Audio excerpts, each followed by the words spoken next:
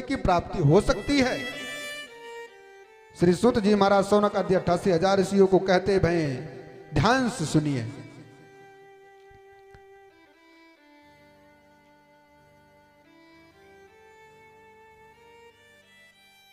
तुंगभद्रा नदी के किनारे एक गांव है।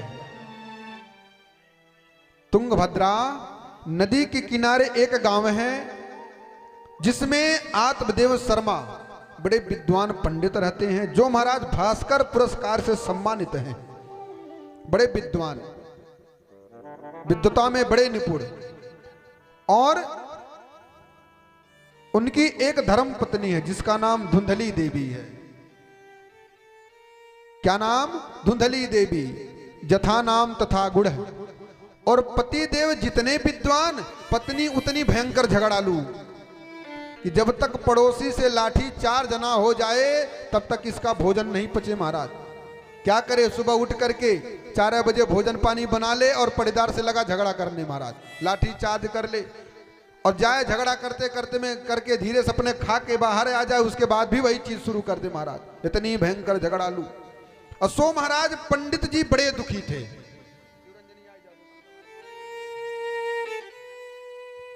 पंडित जी के जीवन में किसी चीज की कमी नहीं, किसी भी चीज की कमी नहीं। कमी किस चीज की? एक तो पत्नी है, पत्नी ही महाराज बड़ी चांडाल, पत्नी के कर्तव्य से विचलित है। महाराज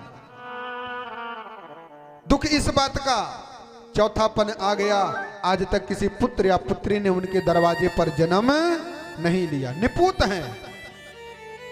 सुबह अगर कहीं निकल जाए तो संसार वाले ताना मार दे। महाराज सुबह सुबह निर्बसिया का मुख देख लिए पूरा दिन चला जाए। हे महाराज कहा गया कि जो सुख अपने पुत्र को लाड प्यार करने में आएगा, वह सुख पड़ोसी के बच्चे को प्यार करने में नहीं आएगा। महाराज पहला दुख, ना तो कोई पुत्री है ना तो कोई पुत्र है। दूसरा दुख, उनके दरवाजे पर एक गैया बधी है, आज तक उस गैया ने किसी बछड़े को जन्म नहीं दिया। तीसरा दुख, एक आम का वृक्ष है, आज तक उस आम के वृक्ष पर कभी एक भी फल फूल नहीं आया। बड़े दुखी पंडित जी कि विधाता किस समय का, प्रारब्ध का, किस जन्म का बदला ले रहा है कि अगर हमारे पास पुत्र नहीं है तो कम से कम गऊ के गर्भ से एक बछड़ा तो जन्म लेता। अगर गऊ के गर्भ से बछड़ा जन्म नहीं लिया, इतना बड़ा आम का वृक्ष है, कम से कम एक फल तो आ गया होता तो भी हमारे मन में शांति मिलती। लेकिन विधाता किस समय का तू बदला हमसे ले रहा है? हमने क्या तेरा बिगाड़ा? और महाराज पंडित जी बड़े दुखी हुए और पत्नी के इस क्रूरता से हमेशा पंडित जी से झगड़ा करे, हमेशा झगड़ा करे। और सो महाराज पंडित जी नाराज होकर के, दुखी होकर के जंगल में निकल दिए कि जाकर के जंगल में आज अपने प्राण का त्याग कर देंगे, अंत कर देंगे। महाराज जिंदा नहीं बचेंगे। और महाराज जब गए तो जंगल में बैठ करके अपने कर्मों को रो रहे हैं कि आज अगर हमारे पास कोई पुत्र या पुत्री हो गया होता तो कहीं ना कहीं विधाता हमारे तरह इस तरह जीवन में खिलवाड़ नहीं करता। रो रहे हैं। और इतने में एक संत महापुरुष जंगल में अर्धरात्रि में पहुंचे, और जब पहुंचे संत के पास, ब्राह्मण के पास, तो सिर्फ एक बात पूछते हैं, कथम रोदस विप्रत्वम काते चिंतावली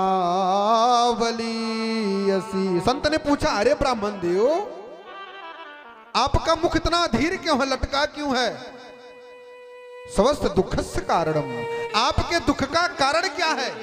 कृपा करके आप बताइए, हो सकता हो हम आपके दुख का निवारण कर दें। हाथ जोड़ करके जो पंडित जी थे, आत्मदेव जी खड़े हो गए, कहे महाराज जीवन बड़ा ही दुखमय है। शादी के बाद अगर पत्नी ढंग से मिल गई, पति पत्नी का संजोग बन गया, जिंदगी संवर गई, तो माई बाप ध्यान लीजिए, इससे बड़ा स्वर्ग संसार में कोई नहीं है। शादी के बाद अगर जीवन सुंदर से चल रहा है, पति पत्नी में वाक्य वाणी में युद्ध नहीं हो रहा, तो समझ जाइए इससे बड़ा स्वर्ग संसार में होने वाला नहीं है। लेकिन अगर बात बिगड़ गई, सुबह शाम अगर दोनों के बीच में दांत की आवाज आने लगा, और घर पर करकच का माहौल, झगड़े का माहौल बना, तो समझ जाइए इससे बड़ा नरक संसार में होने वाला नहीं है। पंडित जी बड़े दुखी, बोले महाराज हमारी पत्नी बड़ी भयंकर झगड़ालू, संसार में उपदेश हम देते हैं, ज्ञान हम बताते हैं, लेकिन खुर के गरे में कहा गया कि जो दीप इस संसार को प्रकाशमान करता है, हमेशा उस दीप के नीचे अंधेरा ही पाया जाता है। महाराज एक तो दुख ये बात, लेकिन आज तक हमारे घर में किसी बच्चे ने जन्म नहीं लिया। एक गैया बधी पड़ी, आज तक उस गैया ने किसी बछड़े को जन्म नहीं दिया। एक आम का वृक्ष है, आज तक उस वृक्ष से कभी आम का एक फल भी नहीं आया। हे ब्राह्मण देव, हे संत महाराज, क्या हमारे किस्मत में कभी कोई संतान लिखा है कि नहीं लिखा है? आप मेरी हस्त रेखा देख करके बताएं। और महाराज पंडित जी का हस्त रेखा जैसे ही संत महाराज देखते, बोले हे ब्राह्मण देव, क्या बेटा और बिटिया के चक्कर में, बेटी के चक्कर में पड़े हो? ये किसी के नहीं होते। आज पंडित जी कहते रहे, तुम क्या जानो साधु संत महाराज कि जब छोटे छोटे बच्चों की किलकारी आंगने में गूंजती है तो कान को क्या सुख मिलता है। हम सिर्फ आपसे इतना निवेदन करेंगे, अगर आपकी करुणामयी कृपामयी छाया हम पर बन जाए, उस योग्य समझ करके कुछ पुत्र या पुत्री के उपाय का पाने का मार्ग बताएं। हस्त रेखा देखा, बोले महाराज एक जन्म नहीं, दो जन्म नहीं, आपके जीवन में 7 जन्म तक ना तो कोई पुत्र लिखी है, ना कोई पुत्र लिखा है महाराज। अब पंडित जी जब यह बात सुने तो उनकी वेदना और प्रारंभ हो गई और रोने लगे कि विधाता एक जन्म नहीं देता, 2 जन्म नहीं देता, लेकिन 7 जन्म। संत जी महाराज समझा रहे हैं कि संत जी, ब्राह्मण जी, इस तरह बिटिया पुत्र के लिए रोना उचित नहीं है। जिस पुत्र के लिए आप ममता भरी करुणामयी गुहार लगा करके अर्धरात्रि में रो रहे हो, आने वाले समय में एक दिन उसी पुत्र की वजह से इसी जगह पर आकर के रोओगे और तुम्हारा संसार में कोई देखने वाला नहीं होगा। पंडित जी कहते रहे, महाराज छोड़िए सब चक्कर, कृपा आप केवल हमें क्या मेरे जीवन में लिखा है, हमारे साथ विधाता क्या करेगा हम देख लेंगे, सिर्फ एक उपाय बताइए। आज वह पंडित जी ब्राह्मण देव संत महाराज प्रसाद दिए, बोले ले जाओ अपने पत्नी को ग्रहण कराना और ठीक 9 महीने बाद तुम्हारे घर में बच्चों की किलकारी गूंजना प्रारंभ हो जाएगी। और सो महाराज लेकर के संत का प्रसाद चले हैं और इधर धुंधली देवी अपनी मुंह बोली सखी से बैठ के घर में बतिया रही है महाराज। और पंडित जी प्रसाद लाए और आंचल में दिया, बोला पत्नी जी इसको लीजिए और इसे आप ग्रहण करिए संत का प्रसाद समझ करके। ठीक 9 महीने बाद हमारे घर में बच्चे की किलकारी गूंजेगी। जब यह बात धुंधली ने सुना तो उस प्रसाद को आंचल में लेकर के अपने पास रखा और पंडित जी से बोल दिया, जाओ अब आप गांव में घूम टहल करके आओ, इस प्रसाद को हम ग्रहण कर लेंगे। इसलिए कहा गया कि त्रिया चरित्रम देवो न जानियत, विनाश काले विपरीत बुद्धि। आज धुंधली देवी ने उस प्रसाद को ग्रहण नहीं किया। जो उसकी मुंह बोली बहन थी, जो सखी थी उसके गांव की, उसने क्या फल खाना महाराज। अभी हमारे गर्भ में छोटा सा बालक है 1-1.5 महीने का। जब हमारा बच्चा जन्म लेगा तो इस बच्चे को हम तुम्हें दे देंगे, तुम्हारा वंश भी पूरा हो जाएगा और तुम्हें किसी भी प्रकार की पीड़ा भी नहीं होगी। धुंधली देवी कहती है, अरे बहन हमने सुना है कि जब बालक गर्भ में आ जाता तो पेट बड़ा हो जाता है, चलने में बड़ी दुविधा होती है, काम को करने में बड़ी वेदनाएं, बड़ी पीड़ा होती है, और बालक जब जन्म लेता है तो बड़ी दुख होता है। मान लो हम फल को ग्रहण कर ले, हमारे गर्भ में बालक आ जाए, हमारा पेट बड़ा और खाई नहीं महाराज, अभी ग्रहण नहीं किए, चिंतन करना शुरू कर दी, दुनिया का आडंबर महाराज। और हम नल पर पानी लेने गए, हमारा पैर टूट गया तो हमें 1 गिलास पानी कौन देगा, ग्रहण नहीं किया महाराज। उसकी बहन जो मुंह बोली बहन थी, सखी थी, बोली बहन इस फल को ले जाकर के तुम गऊ को दे दो। अब यही है संजोग, ले जाकर के गऊ महारानी को खिला दो और आपके अगर पति पूछेंगे कि फल को ग्रहण किया तो तुम बोल देना हमने फल को ग्रहण कर लिया, और बोल देना कि जब तक बालक जन्म नहीं ले लेगा तब तक आप घर के भीतर नहीं आओगे। आत्मदेव जी महाराज तो बड़े प्रसन्न हैं कि कुछ दिन बाद हमारे घर में बालक जन्म लेगा। और महाराज हुआ, समय आया। कौन सा समय? अब इधर धुंधली देवी अपने पेट पर कपड़ा बांध करके लगी आडंबर फैलाने, और महाराज आत्मदेव जी को घर में ना घुसने दे। बाहर मारा मार, बाहरी बाहर काम कर लो, जब बालक जन्म लेगा तब आप आना। इधर जो फल ने गऊ ने उस फल को ग्रहण किया था, ठीक 9 महीने बाद उस गऊ के गर्भ से एक सुंदर से बालक का जन्म हुआ, जिसका महाराज पोथी पंचांग विधि से आत्मदेव शर्मा जी नामकरण किए। क्या नामकरण किए? बोल गोकर्ण महाराज की जय। नाम रखा गोकर्ण। बालक है लेकिन उसका जो कान है गऊ के बछड़े के समान है महाराज। क्या दिव्य सुंदरता रही होगी। और ठीक कुछ दिन बाद ये महाराज नेटवर्किंग वाला बच्चा जन्म लिया, जिसे कहा गया गोद लेना। इधर महाराज आडंबर वाला जब बच्चा आया तो पंडित जी बड़े खुश हुए, बड़े आनंद में हुए महाराज। और धुंधली देवी ने कहा, हे महाराज, गऊ के बछड़े का जो बच्चा जन्म लिया उसका नामकरण आप किए, ये हमारे बेटवा एकर नाम हम नामकरण करेंगे। बोले का? बोले हमार नाम धुंधली, हमारे बेटवा का नाम धुंधकारी।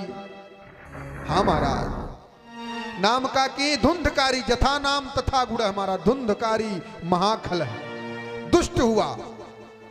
और एक नहीं, आज संत के कृपा से उनके घर में 2-2 लोगों का जन्म हुआ, 2-2 बच्चे का जन्म हुआ। और वहां पर आनंद बधाई गीत हो रहा महाराज।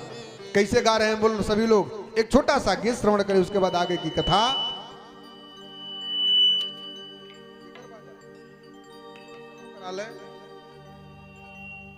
चाटी थोड़ा स्लो करो, चाटी चाटी।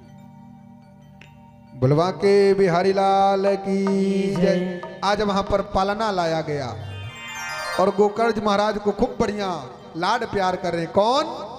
श्री आत्मदेव शर्मा जी महाराज। कैसे? अरे राजा घर सोने के पलनवा, अरे बाबा घर सोने के पलनवा, पलनवा में लाल झूले सखिया। राजा घर सोने के पलनवा, पलनवे में लाल झूले सखिया। राजा घर सोने के पलनवा, पलनवा में लाल झूले सखिया।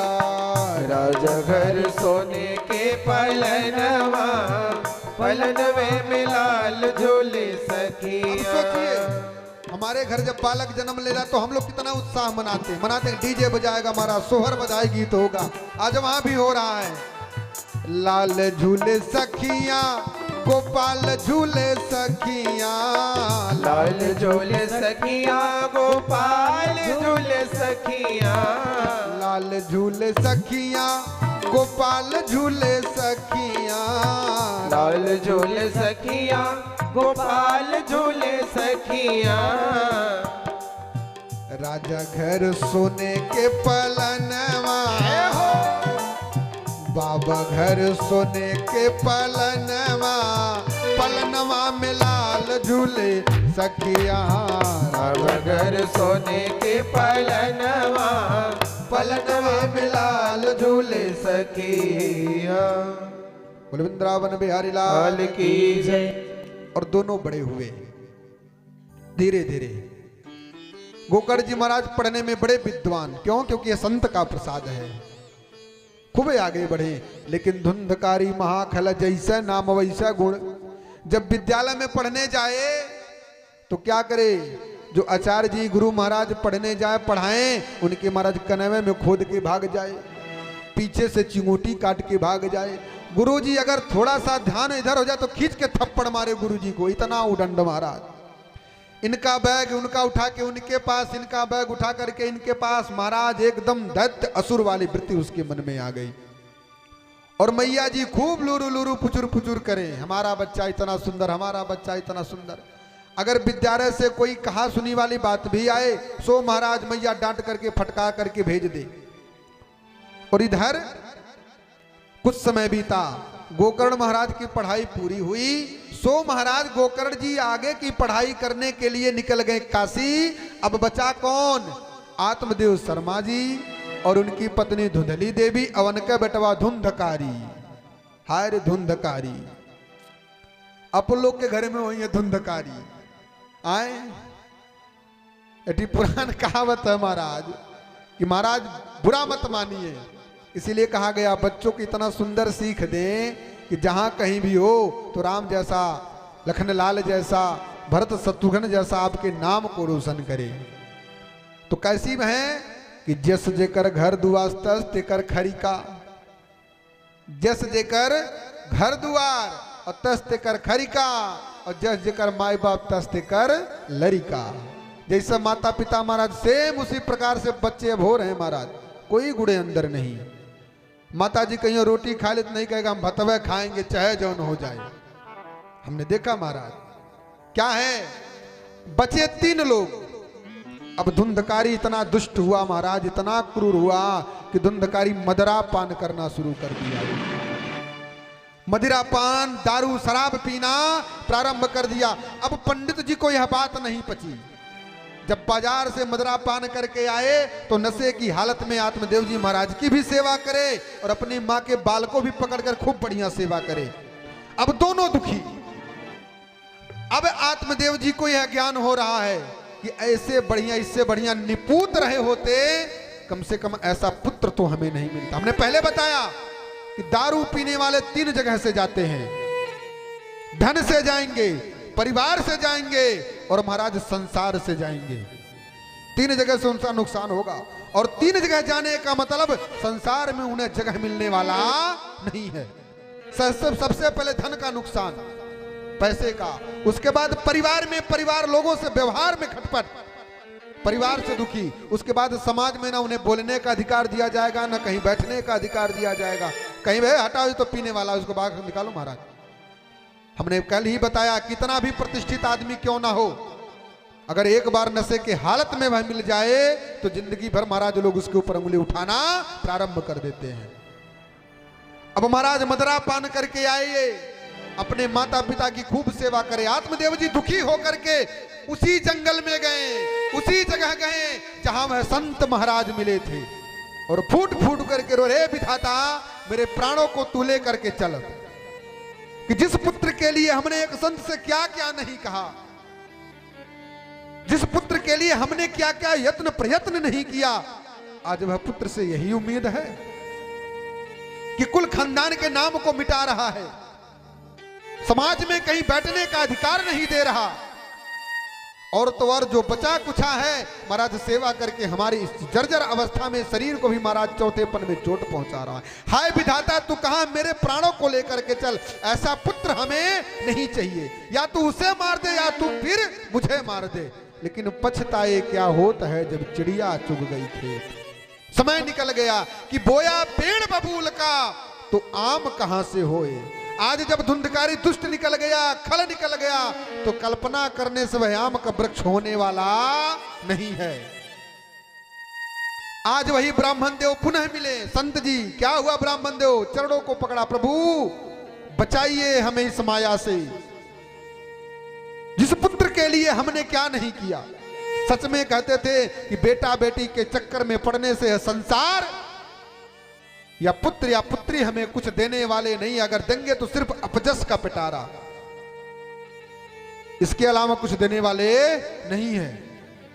बहुभांति समझाया संत महाराज। लो महाराज इसी के लिए तो मरने आए थे, अब क्या हुआ, इसकी वजह से क्यों मरने जा रहे हो? कोई जरूरी नहीं कि जिस बच्चे को हम चांदी के गिलास में दूध पिलाते हैं, जिस बच्चे के लिए हम अपने सारे सुख को त्याग करके, अच्छी परवरिश करके, पढ़ाई लिखाई करके नौकरी चाकरी दिलवा देते हैं, वह बच्चा हमारे चौथेपन का सहारा बने महाराज। ये कोई जरूरी नहीं है। अचानक आपकी तबीयत बिगड़ जाए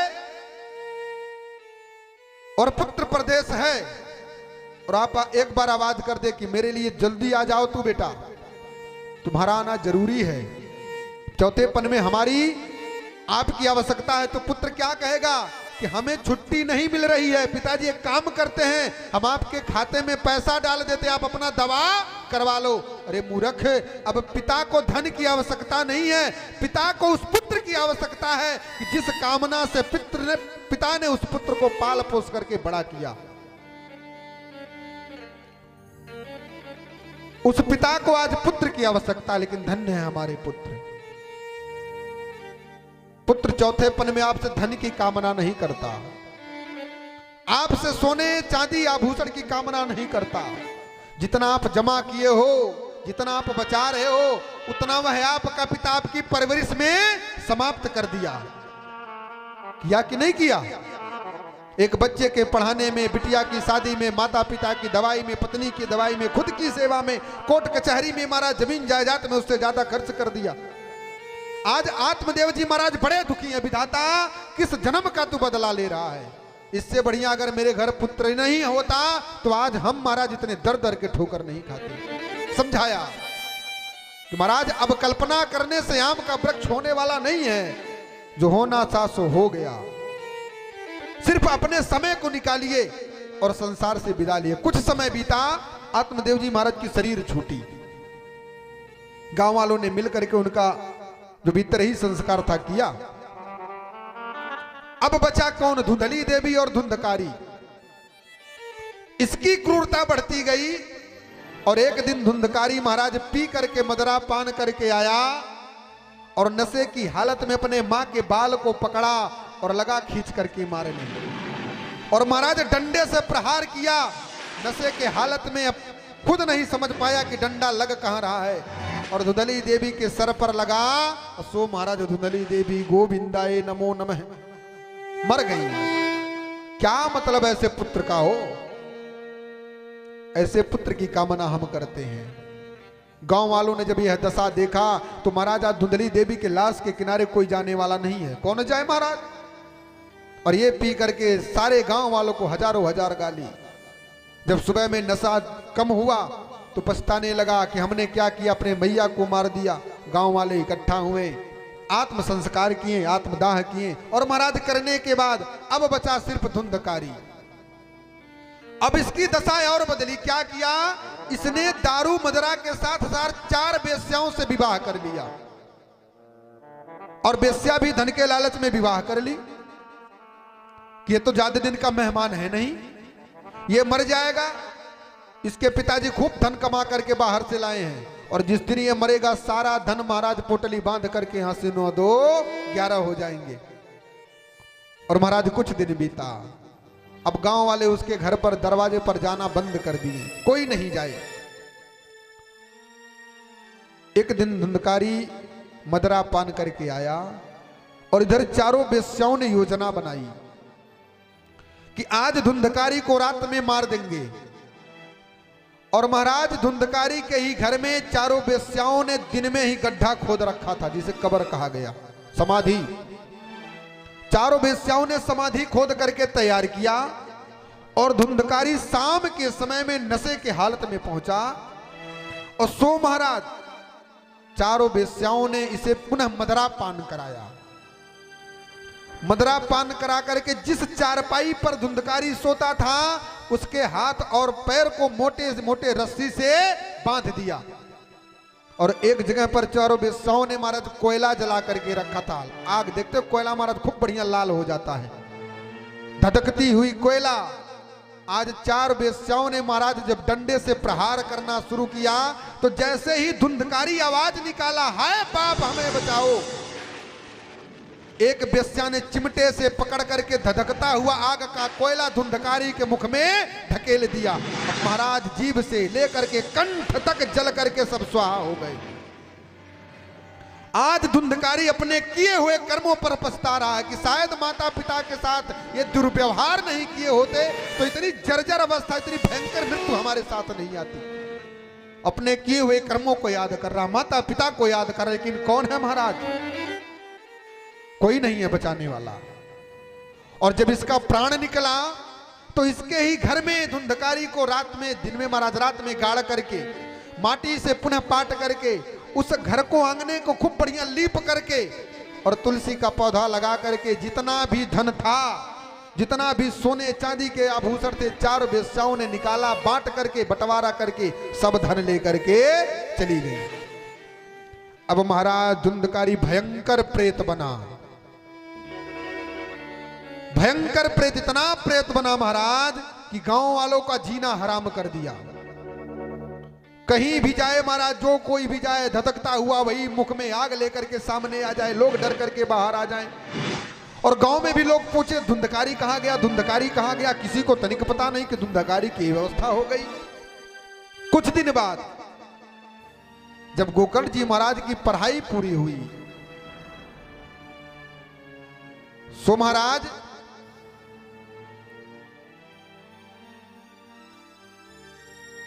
गोकर्ण जी महाराज घर पहुंचे हैं। घर पहुंचे, घर की सफाई की, पूछे माता पिता, बोले महाराज संसार को छोड़ करके चले गए। रात्रि हुआ, जिस जगह पर धुंधकारी की लाश गाड़ी गई थी घर के अंदर, उसी के ऊपर गोकर्ण जी महाराज चटाई बिछाए उषा की और रात में सोए। और जैसे ही अर्धरात्रि हुआ, 12 बजा, भयंकर सा प्रेत, बड़ी बड़ी दांत, बड़ी बड़ी जीभ, बड़े बड़े बाल, आज गोकर्ण महाराज के सामने आ गया और केवल एक बात बोले, भैया हमें बचाओ, भैया हमें बचाओ, हमारे इस प्रेत योनि में बड़ी वेदना हो रही है, बड़ी पीड़ा हो रही है, हमें इस योनि, इस जन्म से मुक्ति दिलवाओ। ठंडी के समय में महाराज गोकर्ण जी महाराज के शरीर से तर तर पसीना शुरू हो गए कि महाराज इतना भयंकर प्रेत कौन है, एक बार आए, एक बार जाए, एक बार आए, एक बार जाए। गोकर्ण जी महाराज परेशान, कौन है भाई तू?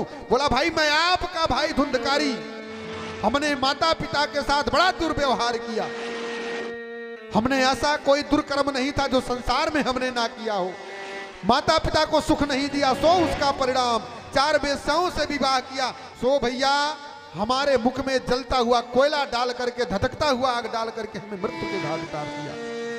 भैया इस योनि में बड़ी पीड़ा है, बड़ी वेदना है, भैया हमें इस योनि से मुक्ति दिलवाइए। गोकर्ण जी महाराज पूरी बात सुने। सुबह हुआ, घर साफ था, 7 गांठ का बांस लाई। आपके घर पर भी देखिए 7 गांठ का बांस लगा है। 7 गांठ का बांस ला करके गाड़ा और धुंधकारी से कहा, धुंधकारी अगर तुम वास्तविकता में इस प्रेत योनि से मुक्ति चाहते हो कि पुनः इस संसार में जीवन में आने की जरूरत ना पड़े, वास्तविकता संसार से परे होना चाहते हो, तो तुम जो मनुष्य जीवन पा करके अधर्म को अपनाया था, उस अधर्म को छोड़ करके, उस मद को छोड़ करके, धर्म की राह पकड़ करके इस बांस में आकर के तुम अपना स्थान लो। और धुंधकारी आज बड़ी वेदना से, बड़ी पीड़ा से अपने मुक्ति का मार्ग ढूंढने के लिए उस 7 गांठ के बांस के प्रथम गांठ में आकर के बैठ गया। और यही श्रीमद् भागवत कथा सुनाई जा रही है महाराज। पहले दिन की कथा हुई, 1 गांठ फूटा, धुंधकारी नीचे आया। दूसरे दिन की कथा हुई, दूसरा गांठ फूटा, धुंधकारी नीचे आया। क्रमशः 7 दिन, जैसे ही अंतिम दिन हवन के समय बढ़ा पूर्णाहुति की तरफ, अंतिम गांठ जैसे ही फूटा, आज वही धुंधकारी जो प्रेत योनि में था, आज भयंकर दिव्य देव स्वरूप पा करके पुनः भगवान के लोक को गया। बोल श्रीमद् भागवत महापुराण की, श्री गोकर्ण महाराज की। श्री सूत जी महाराज सौनक आदि 88,000 ऋषि से प्रश्न करते हैं, कहते हैं कि देखो भाई, पापी से पापी आत्मा क्यों ना हो, क्रूर से क्रूर आत्मा ही क्यों ना हो, अगर अंत समय में सब कुछ छोड़ करके भगवान को अपना लिया, भगवान के भाव में शरणागति हो गया, तो महाराज पुनः संसार में उसे आने की जरूरत नहीं पड़ेगी। और महाराज ऐसी बात बता करके आज पुनः श्रीमद् भागवत कथा के माध्यम से मुक्ति मिला। किसको? श्री धुंधकारी महाराज को। ऐसे ही हमारे घर की महाराज योजनाएं बन रही हैं, ऐसी बातें चल रही हैं कि हमारा जीवन भी कैसे किस पहलू पर चल रहा है हम सब भूल गए। बिटिया है अलग जा रही है, पुत्र हैं अलग जा रहे हैं, पति हैं अलग जा रहे हैं। जितना हम समय चाय पी करके पेपर पढ़ने में बिताते हैं, जितना समय हम चाय पी करके संसार की खबर को लेने के चक्कर में अपने समय को बिताते हैं, अगर उतना समय अपने घर में परिवार में बैठ करके राम राम जपे ना, तो शायद विपत्ति हमारे दरवाजे पर आए। सब कुछ छोड़े। यह बताइए, आप लोगों को विलंब हो रहा, कथा बढ़ाया जाए कि विराम करवा दिया जाए? अरे बोलिए ना महाराज, बढ़ाई जाए? हाँ, तो आइए एक प्यारा सा भजन, उसके बाद कथा आगे बढ़े। आप लोग सुनिए तो सुनाया जाए। अब हम देख रहे कि कोई आंख ऐसे कर रहा, कोई आंख ऐसे कर रहा। महाराज हम भी देख रहे हैं महाराज, कैसी स्थिति बनी हुई है। कहना, अरे मूर्ख बंदे, अरे क्या है रे जग में तेरा, ये तो सब झूठा सपना है, ये तो सब झूठा सपना है, अरे कुछ तेरा ना मेरा, मूर्ख बंदे क्या है रे जग में तेरा। ओ मूर्ख बंदे क्या है रे जग में तेरा, ये तो सब झूठा सपना है हो, ये तो सब झूठा सपना है, कुछ तेरा ना मेरा, मूर्ख बंदे क्या है रे जग में तेरा, मूर्ख बंदे क्या है रे जग में तेरा। बोल बाके बिहारी लाल